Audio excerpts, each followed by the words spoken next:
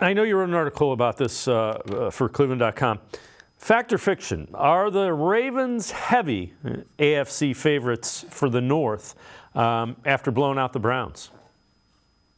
That's fact. Especially if they go to Pittsburgh and beat the Steelers, they're going to be in sole possession of first place at 4-1, and then the entire rest of the division has to come to Baltimore the rest of the season. Not to mention, you look at the schedule; some of the toughest games they have. The Lions are coming to Baltimore, the Seahawks are coming to Baltimore, the Dolphins are coming to Baltimore. The only tough, really super tough road game they have is on Christmas night and in San Francisco against the 49ers.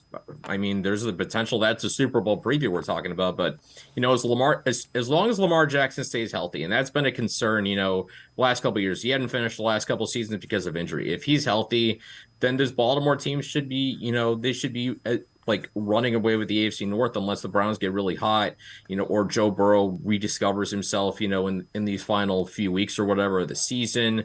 But it's hard not to look at what Baltimore's done and not be impressed. I know they lost to the Colts, but they lost that game in large part because Matt Gay, the kicker for the Colts, had an amazing game. He kicked 4 field goals of 53 yards or more. Their defense was getting stops, but there's only so much you can do when the other guy kicks 4 field goals beyond 50 yards. At that point, you just tip your cap and go on to the next game, and that's clearly how Baltimore, took it because they went into Cleveland and beat the Browns by 25. Sean Watson plays in that game, though. Certainly, it could have been a much different outcome. It wouldn't have been shocked that the Ravens won anyway, but odds are it would have been a far closer game than what we saw on Sunday. But right now, it's hard to argue that the Ravens aren't, the runaway favorites right now in the AFC North through 4 weeks.